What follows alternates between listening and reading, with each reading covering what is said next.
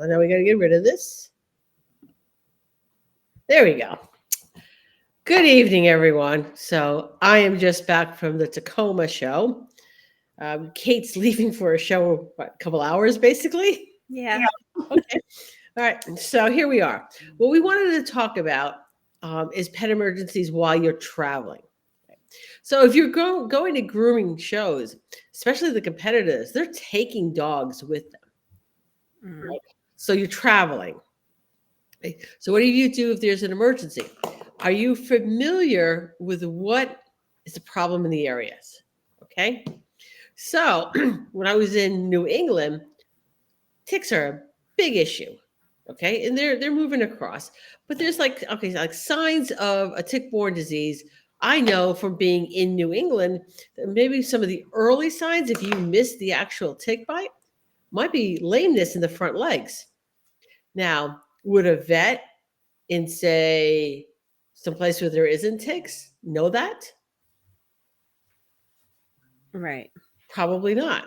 There could Right. be misdiagnoses because you're taking your pet from where the pet had a problem, didn't manifest right away. You're going into another area where it is not a common thing, and you're not, and it's not the vet's fault. They just don't see that to make that connection. Right. Right. Like for us out here, it's valley fever. And valley fever is a fungus.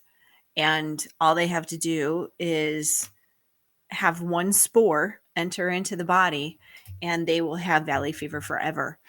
It's very prevalent here. It's a common thing. The vets out here, one of the first things that they always do is test for valley fever. Usually the dog will start coughing, or they could have lameness in their legs. It actually comes across with many, many different symptoms.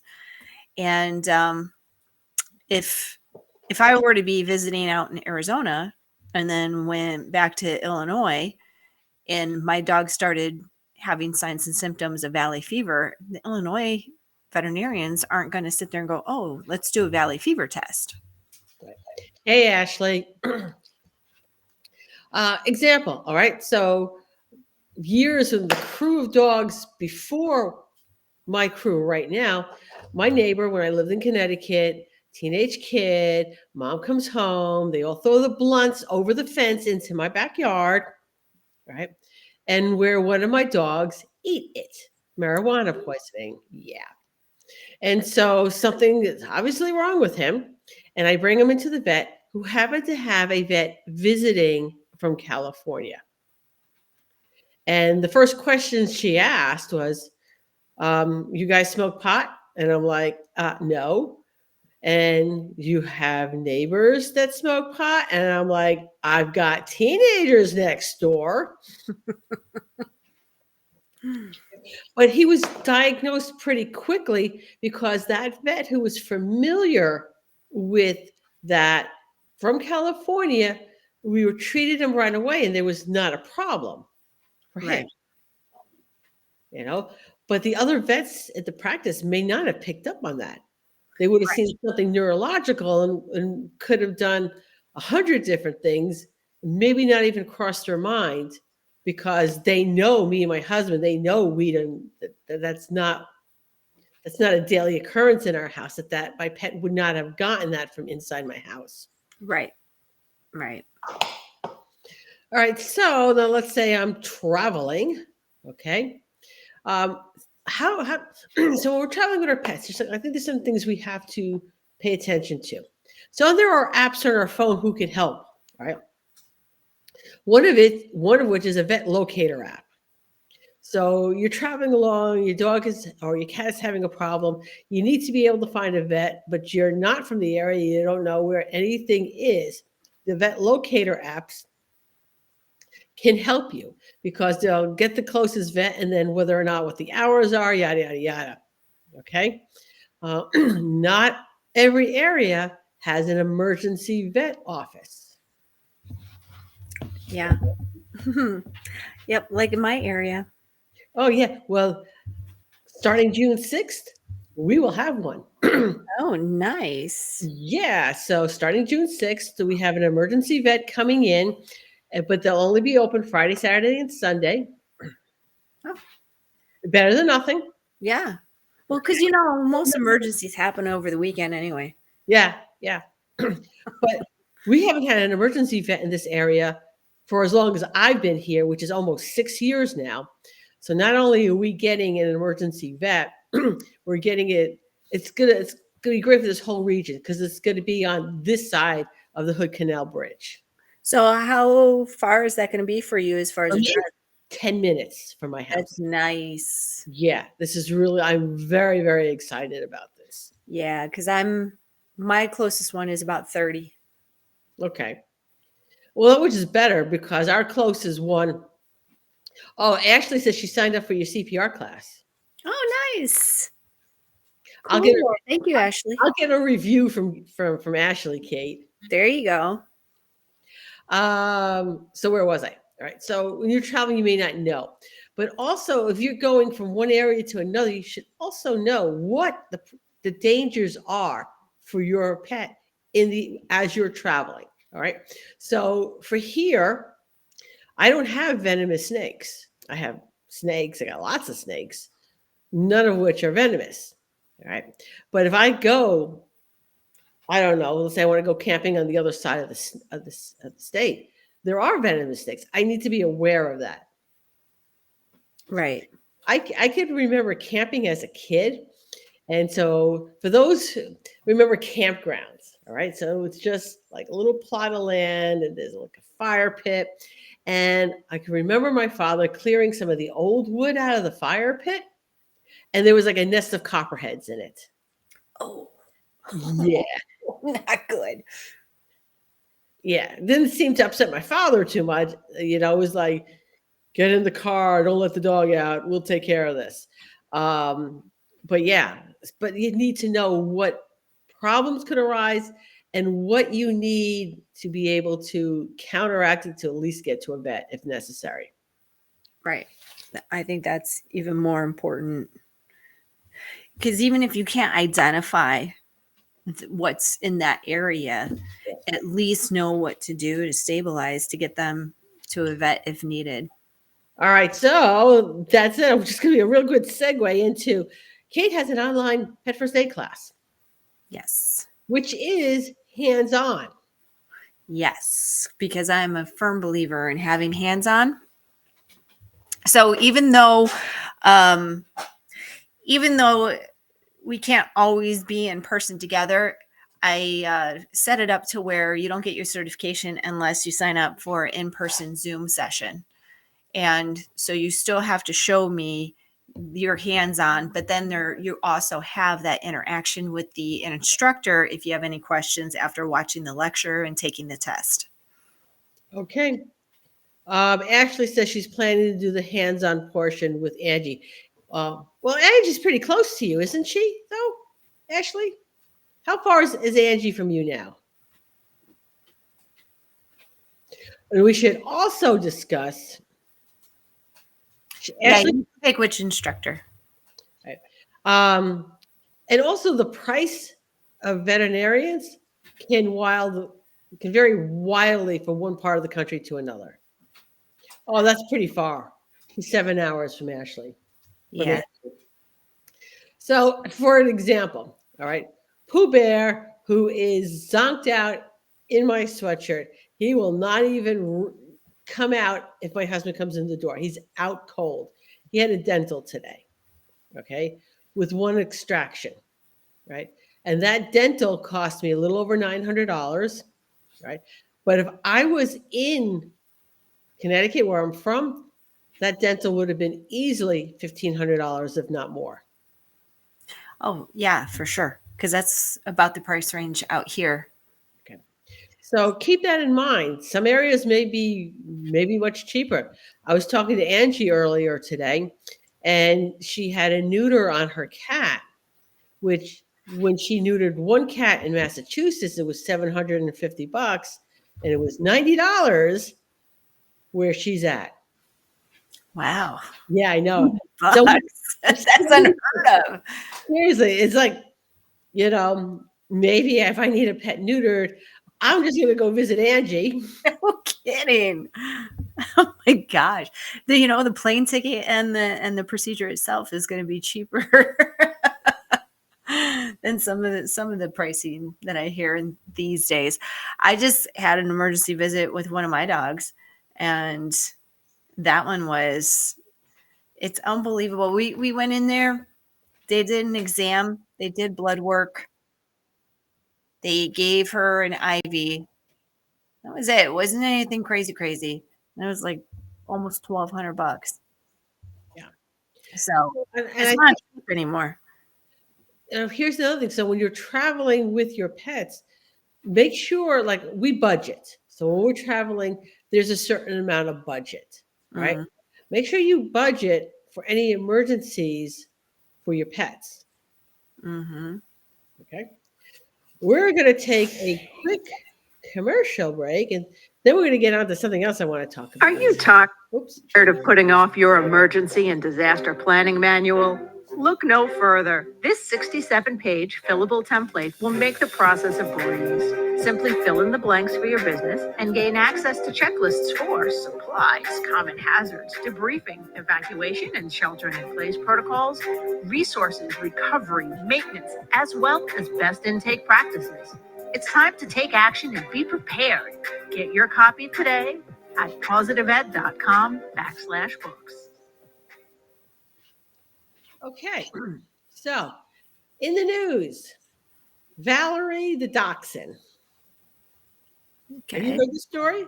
I don't think so. Okay. So here's another issue that you can run into while on vacation. It's an unfamiliar area. Your pet gets away from you. Oh yeah. I see that a lot out here, to be honest with you. Yeah. Right. So apparently this couple was vacationing in Australia. They were camping on an island in Australia, and their dachshund got out of the pen and took off into the woods. And Oh. they couldn't get her. Right. So let's fast forward 16 months and they found her. Wow, 16 months? 16 months on a wild island, basically. All sorts of venomous snakes, predators, and me, I am not surprised a dachshund did okay on that island. I know. That would be like putting Tiny Tim out there. Oh, yeah. He's like, put him up. Yeah. Tiny Tim would be like, I now own this island. So I can see you, Doxy, being like that too. Yeah. So they finally captured her. 16 months. And she was known as Australia's favorite fugitive. But now she's home. Okay. And she's a dachshund. She's gonna go snuggle right back up. I would be keeping an eagle eye on that dog because she's already going like, I'm going for a walkabout. I'll see you guys in another 16 months. Right? You would think really she would be like, you know what? That was really stupid. I don't ever want to do that again. Yeah, that would be like me personally. If that happened and I got rescued after 16 months, I'd be like, I am never leaving my house ever again. Yeah. Trade shows can come to me now because I'm not going to them. All right. So now when you're traveling with your pets, there's things you should do. Okay. One is make sure that the microchip is active, updated. Okay. That the microchip company has current photos of your pet, a collar with a readable phone number on the tag. As groomers, how many tags have we seen? And the tags are just like passed from dog to dog to dog. And now it's a 30-year-old tag, and you can't read the numbers on them anymore. Yeah, more often than not. More often than you think. I've always thought that grooming shops should have those tag machines in the shop. They could probably make a lot of money off of that. Yeah, that's true. Right. I can't read this tag anymore. Your dog gets away from me. How is he going to get home? There should also be an out of area. There should be 2 phone numbers on it. It should be a cell number because you're not going to be at home, but it should also be a number of another contact. Like, so my dog's tags have my information on it, but it has one of my daughter's information who lives in New Hampshire. She's going to be elsewhere than me. Mm-hmm. Could be particularly important if there was a disaster that hit this area and I got separated from my dogs. Right. So if the dogs are found, they might get a hold of my daughter in New Hampshire a lot faster than they get a hold of me here in Washington. Yeah. And there's new tags out now. I've seen tags with QR codes. And so you just scan it and then it goes into the app and it gives you all the information. Mm-hmm. I've seen the GPS collar attachments now. So I've had some clients are happy with those, some of them not so much, but I think it depends on what brand. Well, and not only what brand, it's the cell serve. If it's GPS, it's going off a cell. Yeah. All right. Not every area has got really good cell service. Mm-hmm. So that's the issue. I've seen them for a while, but my question always is when I go to Super Zoo and talk to them, well, yeah, it works really well as long as there's cell service. Gotcha. Yeah. I've had clients who have had them as well.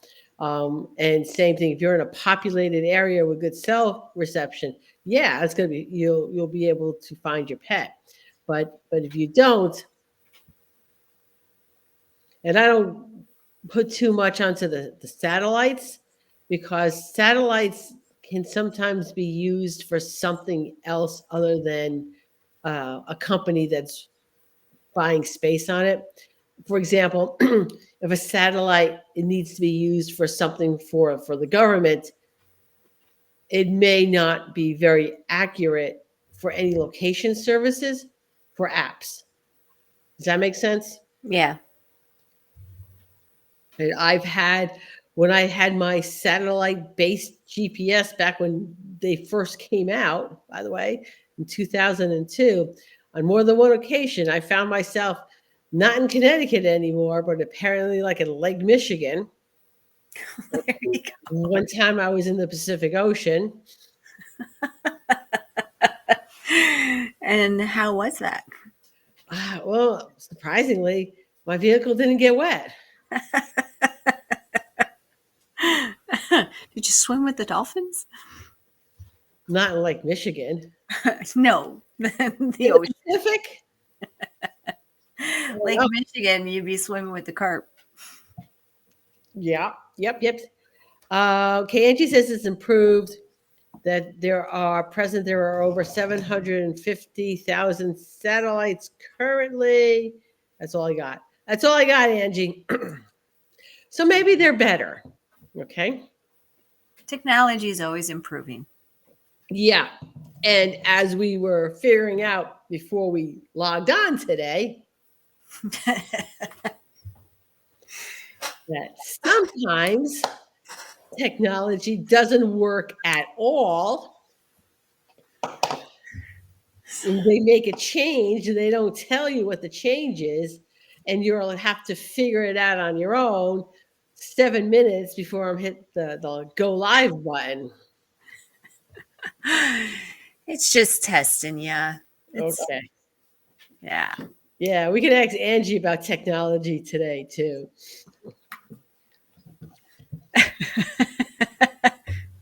And I know as soon as I said that, she just banged her head on the table. One of those days, huh? Mm-hmm. One of those 3 or 4 days. Oh, nice. Okay. All right. So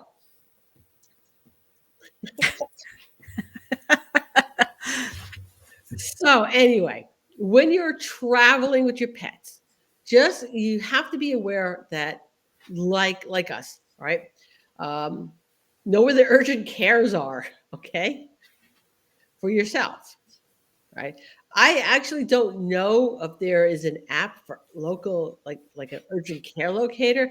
I think I'm gonna have to go to the app store and check that out Mm, because we both travel quite a bit, yeah. you know.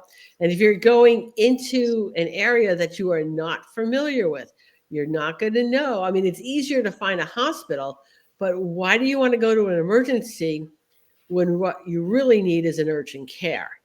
Right.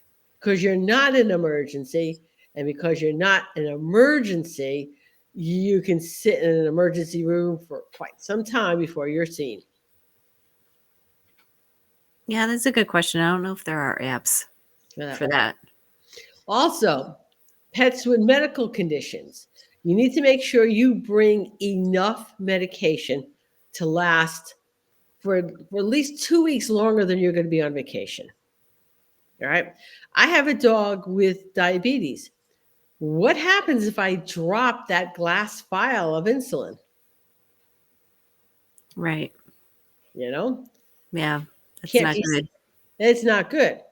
So either I travel with 2 bottles of insulin, okay, then or I need to make sure that because Cecil has chronic medical conditions, I carry a copy of his latest blood work so that if I drop that insulin and I have to go to a vet to get another bottle, I can. Ooh, hold on, Minson's Vet Guide. Is that an app, Angie? You just distracted me from my thought.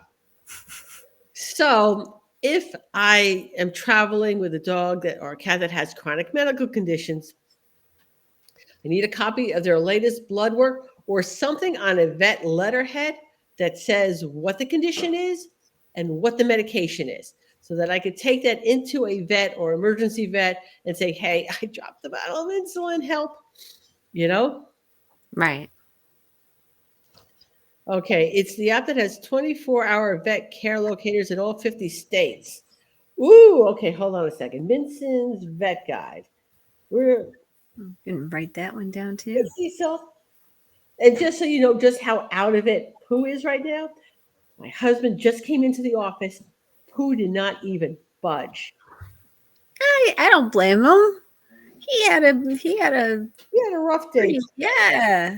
Got to go to the app store before we wrap this up. Where is the app store? There we go. And it's called, hold on, Minson's Vet Guide. Minson's.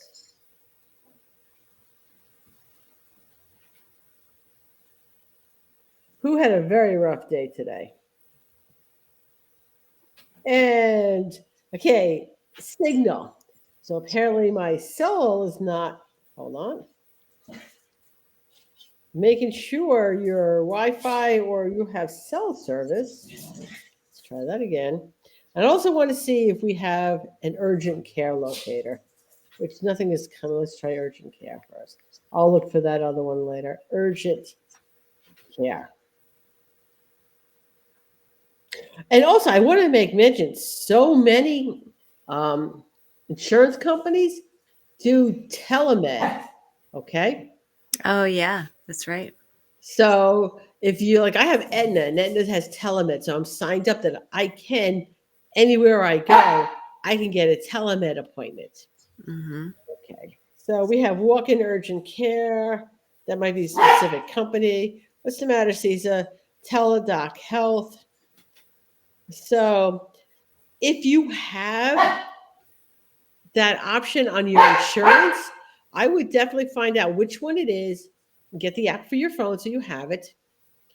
And so the Minson's Vet Guide is a subscription for 99 cents a month. And I'm telling you, if you do traveling, 99 cents a month is nothing. That's worth it. But I'm looking for it, Angie. I cannot find it in the App Store. There we go. Wait. There we go. Minson's Vet Guide. Get. So there we go. Maybe. Okay. So I think we're going to wrap up. You'll see everybody. Oh, hold on a second. Will we see everybody next week?